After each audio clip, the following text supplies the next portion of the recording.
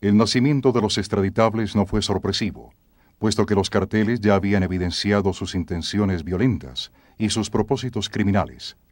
Pero sí significaba una decisión de confrontación contra el Estado y una demostración a la sociedad que querían hacer públicas sus actividades.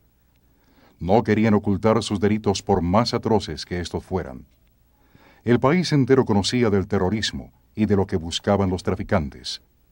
Lo que fue novedoso fue su organización como grupo identificado de carácter terrorista. Era, además de una especie de bautizo, también un paso que mostraba que estaban dispuestos a una lucha larga contra el Estado.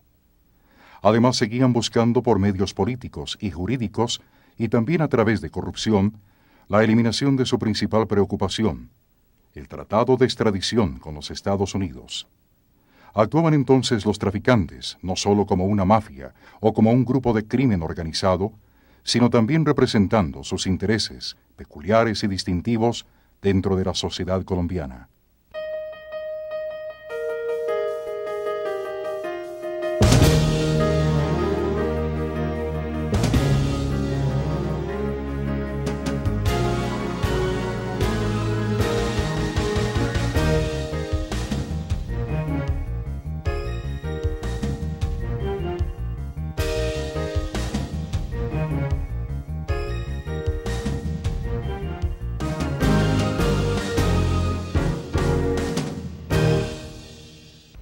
La acción contra la extradición continuó elevándose y los extraditables no ocultaron su intención de tumbar el tratado a como diera lugar. El 12 de diciembre de 1986, la Corte Suprema de Justicia falló una demanda que había sido instaurada contra el tratado 2 años atrás. El proceso de estudio se había prolongado un año más de lo esperado debido a la acción del M-19 contra el Palacio de Justicia ocurrida en noviembre de 1985. Este proceso, que nunca se supo con claridad qué relación tenía con el narcotráfico, demoró el estudio de la Corte hasta diciembre de 1986. Nunca quedó del todo claro qué relación tuvo ese asalto con intereses del narcotráfico. Lo cierto es que los expedientes de las demandas contra el tratado se destruyeron en el incendio del edificio. Tomó un año completo reconstruir el expediente y el 12 de diciembre de 1986, la Corte Suprema de Justicia determinó que el tratado de extradición con los Estados Unidos no era aplicable. La razón que argumentaba era que este había sido firmado no por el presidente titular, Julio César Turbay Ayala, sino por el encargado de las funciones presidenciales, doctor Germán Sea Hernández, designado a la presidencia de la República. El presidente Virgilio Barco buscó enmendar inmediatamente el vicio anotado por la Corte. Él mismo sancionó de nuevo el tratado y lo puso en ejecución. Sin embargo, la decisión de la Corte suscitó las más duras críticas entre los diversos sectores políticos y periodísticos del país. En particular, el director del Espectador, Guillermo Cano, fustigó desde sus editoriales duramente a la decisión del Alto Tribunal.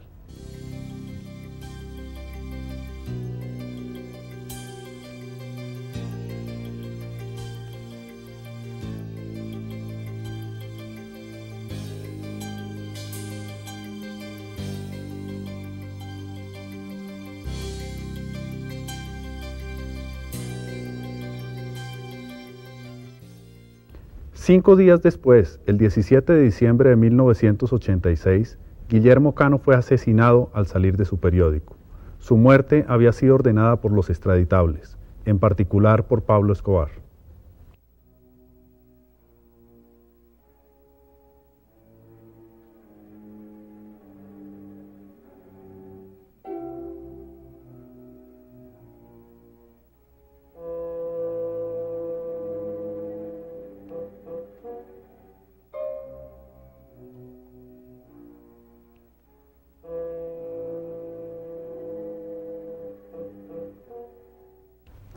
La prensa nacional se unió ante la amenaza y decidió publicar informes sobre las actividades de los narcotraficantes. Para evitar que un solo medio o un solo periodista pudiera ser identificado y por ello se pudiera atentar contra su integridad, decidieron la prensa, radio y televisión conjuntamente darle publicación a las informaciones sobre el narcotráfico. Este frente común de la prensa fue realmente una toma de conciencia importante para un país que estaba conmocionado por los recientes atentados. Barco volvió a sancionar el tratado de extradición que la Corte había declarado inconstitucional y declaró que la extradición seguía vigente. A los 3 meses fue capturado en un municipio cercano a Medellín el reconocido jefe del cartel Carlos Leder. Al día siguiente fue extraditado. Era el primer verdadero capo al quien se aplicaba la extradición. Pero la Corte Suprema de Justicia, en junio de 1987, reexaminó el tratado que había sido puesto en ejecución de nuevo por el presidente Barco 6 meses atrás. Determinó que tampoco esa forma era la adecuada para poner en vigencia la ley interna que le daba ejecución a un tratado internacional. La extradición estaba vigente, pero era inaplicable, declaró Barco. El país se quedaba entonces sin poder utilizar esa herramienta. En esta época, desde el hundimiento final del tratado, el país fue sacudido por eventos de violencia y de terrorismo frecuentes y sangrientos. ¿Qué ha sucedido finalmente en torno a la suerte de Jorge Luis Ochoa Vázquez? ¿Está aquí en Bogotá? ¿Va a ser trasladado a alguna cárcel? ¿Qué se sabe finalmente? Por ahora lo que se sabe es que él está cumpliendo la condena por lo que ha ocurrido en el delito por el cual fue sancionado en Cartagena. En los primeros días de 1988, en Bogotá, por decisión individual de un juez, fue liberado y salió de la cárcel el reconocido narcotraficante Jorge Luis Ochoa. Este había sido capturado por las autoridades en el Valle del Cauca semanas antes. La indignación nacional fue grande y la reacción internacional no se hizo esperar. Aparentemente, como retaliación por la medida, las aduanas norteamericanas empezaron a demorar injustificadamente vuelos provenientes de Colombia y carga proveniente de nuestro país. Pasajeros y carga tuvieron que esperar horas y horas ante la reacción de la autoridad fronteriza norteamericana. Pero a nivel interior, la reacción de indignación fue grande. La gente se sentía burlada, la justicia mostró sus debilidades en toda su extensión. La decisión individual de un juez, que después se comprobó que había sido irregular, hacía pedir para muchos colombianos el restablecimiento inmediato de la extradición como la única manera de castigar de manera efectiva y contundente a los narcotraficantes. Pero los problemas hasta ahora empezaban. A los pocos días, el 18 de enero de 1988, fue secuestrado el entonces candidato conservador a la alcaldía de Bogotá, Andrés Pastrana. Los extraditables lo habían capturado en su sede política en Bogotá. A los pocos días se conoció que el tema central de los secuestradores era presionar al más alto nivel político por la no extradición. Esta no estaba vigente por decisión de la Corte, pero los narcos seguían temiéndola. 8 días después fue secuestrado en Medellín, a primera hora de la mañana, en camino al aeropuerto, el Procurador General de la Nación, Carlos Mauro Hoyos. En el forcejeo del secuestro fue asesinado. El procurador había declarado días antes que era necesario presentar al Congreso una ley para restablecer la extradición. La impotencia era absoluta, el Estado estaba casi totalmente desguarnecido. Esa tarde, una patrulla policial que buscaba a los secuestradores del procurador encontró a Andrés Pastrana y lo liberó. La escalada terrorista siguió. En marzo de ese año, en una calle de Bogotá, se le hace un atentado al director del DAS, general Maza Márquez. El general sobrevivió gracias al blindaje de su automóvil, pero murieron 20 personas. En la violenta Colombia de 1988, los extraditables se convirtieron en la principal fuente de perturbación y de criminalidad del país. Lograron la credibilidad que es típica del peor terrorista, la credibilidad de aquel que es capaz de hacer cumplir una amenaza por tétrica que ésta sea. De esta manera, adquirieron una fama de invencibles y el gobierno una imagen de impotencia. En 1989 arreciaron el terrorismo. En julio es asesinado el gobernador de Antioquia, Antonio Roldán Betancur. Un carro bomba estalló al paso de su vehículo. En agosto, el panorama de violencia seguía siendo incierto. El terrorismo cobraba víctimas conocidas y anónimas. La presión de los extraditables empezaba por la no extradición, pero para esas fechas el tratado de extradición no era aplicable. Lo que no era claro era hasta dónde estaban dispuestos a seguir con estos métodos terroristas y a dónde querían llegar. Y tampoco era claro para nadie, la sociedad colombiana, cuánto más estaba dispuesta a resistir esta violencia. En agosto el terrorismo se desbordó y pasó lo peor que podía haber pasado. El 16 de agosto fue asesinado el magistrado Carlos Valencia, quien llevaba el proceso por el asesinato de Guillermo Cano, director del Espectador, asesinado también por la mafia 20 meses atrás. Al día siguiente los jueces y empleados judiciales entraron en paro indefinido en protesta por la indefensión en que se sentían. Cerca de 200 funcionarios judiciales habían sido asesinados por la mafia. Al otro día, viernes 18 de agosto, temprano por la mañana se conoció la noticia del asesinato en Medellín del comandante de la policía de Antioquia, el coronel Valdemar Franklin Quintero. De inmediato el presidente Barco convocó a un consejo extraordinario de ministros que empezó a reunirse a mediodía en Palacio. Las medidas que allí se presentaron eran las más fuertes que se podían idear para contener tan fuerte ola de violencia que se estaba presentando. Encabezaba el paquete de medidas el restablecimiento de la extradición, pero esta vez no a través de un tratado, sino por la vía directa del gobierno, la extradición por la vía administrativa.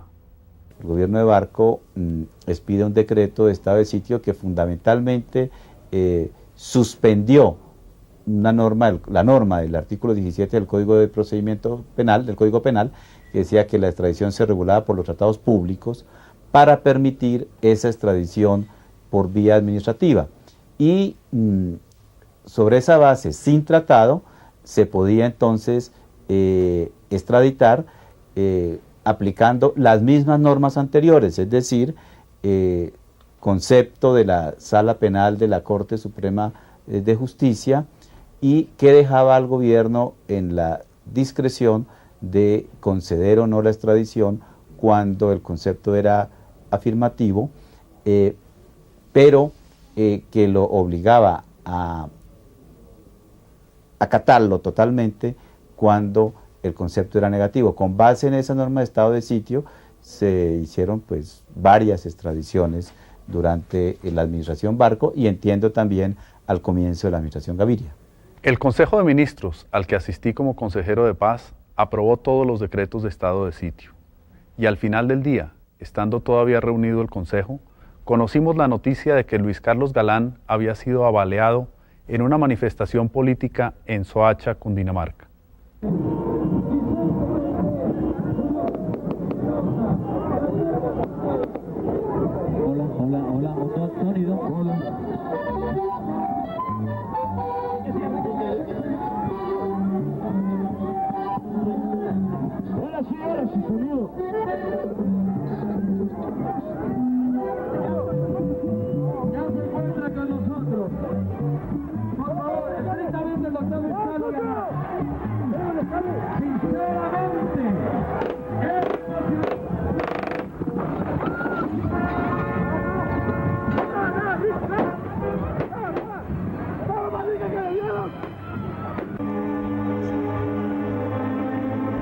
Bendito seas, Señor Dios del universo, por este pan, fruto de la tierra y del trabajo del hombre.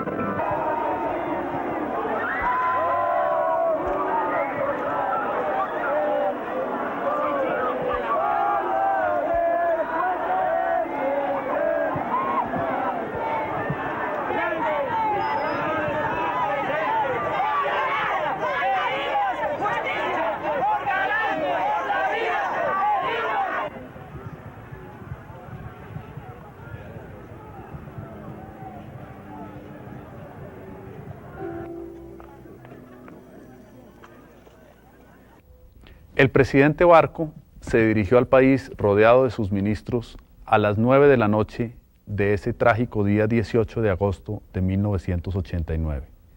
Al principio de su alocución, había añadido de su puño y letra una invocación por la recuperación de Luis Carlos Galán.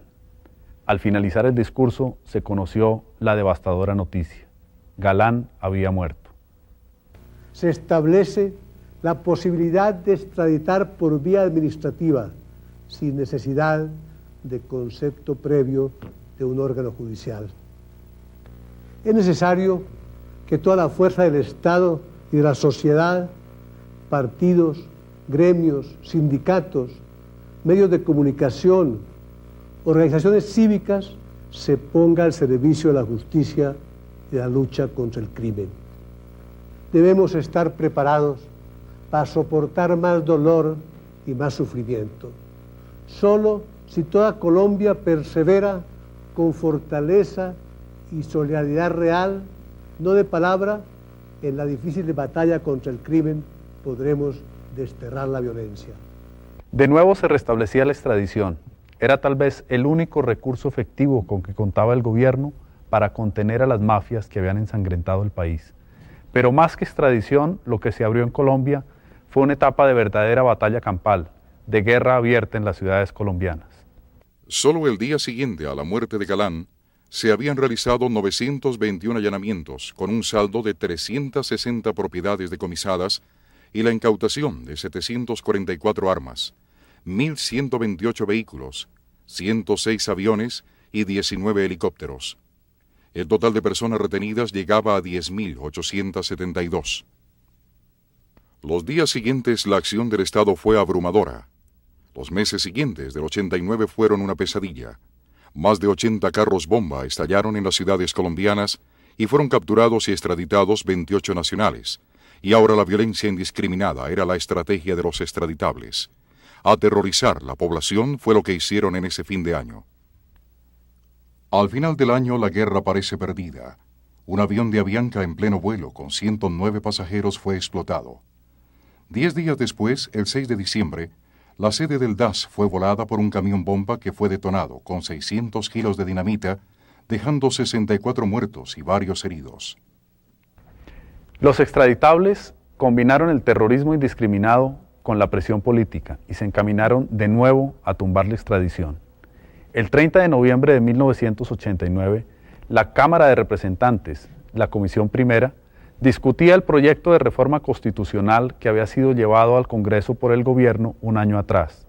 Este proyecto de reforma había sido fruto de un amplio acuerdo político entre los distintos sectores parlamentarios y llevaba más de un año de discusión en el Parlamento. A las 11:30 de la noche, en la Comisión Primera de la Cámara, cuando ya faltaban solamente 2 artículos para la aprobación en esta célula de la reforma, el representante conservador Carlos Piñeda Chillán presentó a la comisión la siguiente proposición.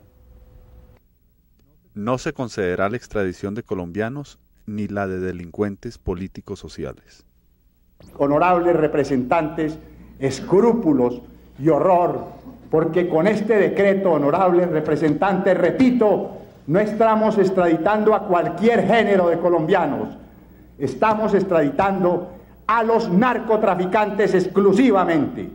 Yo hasta aceptaría que si el decreto fuera exagerado como lo fue el Tratado del 39, hubiera el deseo de que eso se limitara. Pero ¿por qué cuando se trata de narcotraficantes? Yo, honorables representantes, sobre todo conservadores, ustedes que son tan cristianos y tan católicos, les quisiera leer lo que acaba de decir el Santo Padre a un grupo de obispos colombianos que lo visitó en Roma. Vamos a contrariar esta voz y vamos a entregarles el Congreso de la República atado de pies y manos a los narcotraficantes que han traído horror y muerte y vergüenza sobre Colombia. Y yo soy consciente, honorables representantes,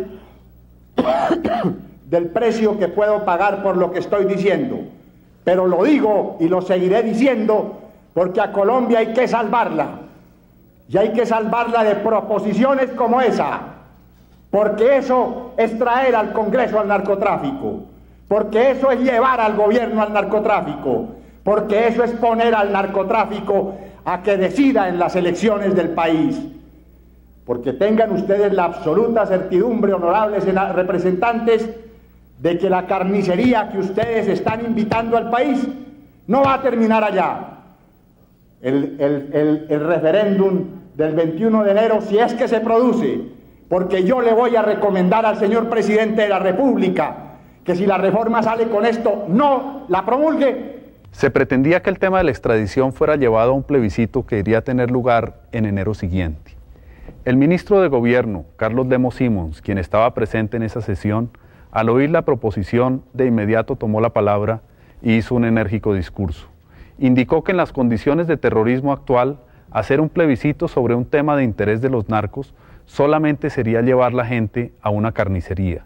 Hizo un discurso vehemente, emotivo y lleno de argumentos, pero no convenció a nadie en esta célula parlamentaria. Se votó rápidamente y se obtuvieron solamente 2 votos en contra de la proposición, el voto del representante Julio César Turbay Quintero y el de Guido Echeverri.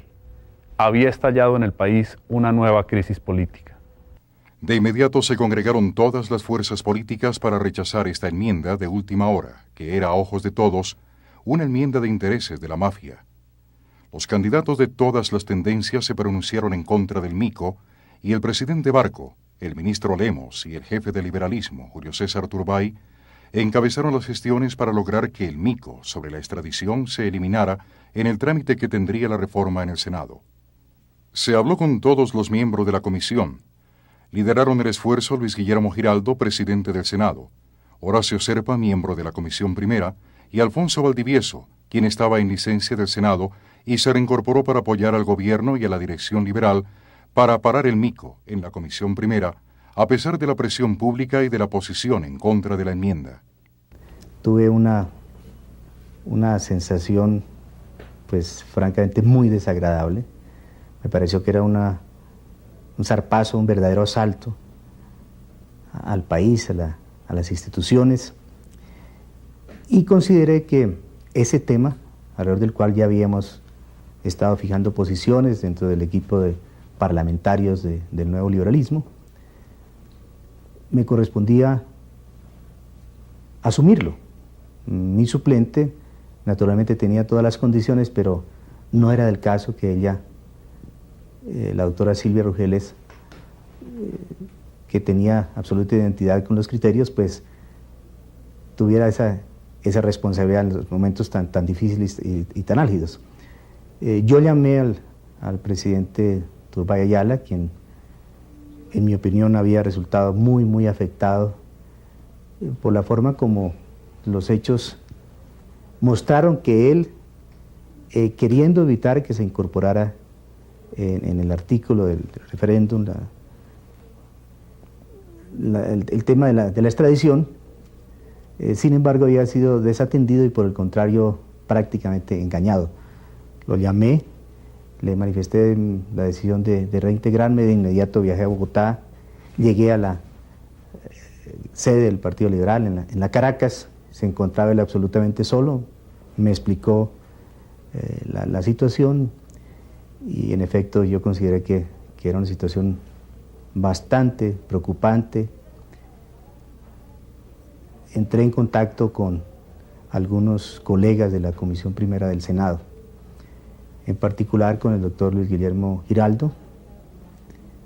Fui al apartamento de él, allí se encontraba el doctor Horacio Serpa, también senador.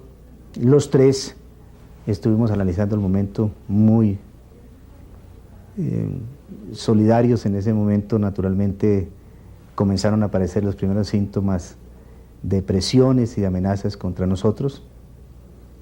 Por primera vez yo me vi en la necesidad de aceptar la asignación de una escolta y aclaramos algunos criterios, unificamos la posición y así nos dispusimos a participar en las deliberaciones de la Comisión Primera del Senado. Una vez se hizo el correspondiente reparto, se le asignó al doctor Federico Estrada la ponencia. Yo creo que este fue un momento muy delicado. Me parece que allí hubo un verdadero quiebre y el país evidenció de qué eran capaces las organizaciones del narcotráfico, cuánto habían logrado influir en el Congreso. Pues la extradición la defendimos en la Comisión Primera del Senado, solamente 4 senadores de 19, uno de ellos el actual fiscal Alfonso Valdivieso, pero fuimos derrotados, pasó a la plenaria. Allí afortunadamente hubo una junta de senadores liberales, una intervención muy lúcida y valiente de Carlos Lemos, otra de Gustavo Balcázar, y los senadores liberales por mayoría acordamos no incluir el referéndum sobre la extradición por los peligros que corrían quienes defendieran la extradición pues estaban vivos Pablo Escobar y Gonzalo Rodríguez Gacha. Cuando el Partido Liberal acordó eso, el Partido Conservador se esfumó porque no quería asumir ninguna responsabilidad, se desbarató el quórum y entonces llegaron las 12 de la noche, que era la fecha límite para aprobar esa reforma, y como no se pudo votar, quiere decir que las pretensiones de los narcotraficantes en esa noche se hundieron gracias a la actitud muy valerosa de la mayoría de los senadores liberales. El Senado decidió archivar la reforma constitucional. Además del terrorismo que se vivía, que parecía no tener fin, de la frustración generalizada, de la sin salida que se vivía en el país, se sumaba ahora una nueva frustración. Una reforma institucional que llevaba 2 años discutiéndose, que había congregado a las fuerzas políticas y que representaba de alguna manera una esperanza de cambio para los colombianos, se hundía, se ahogaba por tratar la mafia de utilizarla en su favor. Era de alguna manera una muestra contundente del poder de la mafia y de la impotencia de la sociedad. Después de meses de persecución, el segundo al mando del cartel de Medellín y jefe militar de esta organización, Gonzalo Rodríguez Gacha, cayó en un enfrentamiento con la policía. Esto significó que el terrorismo cediera y que los colombianos pudieran ver en su futuro una esperanza distinta al terrorismo que estaban viviendo.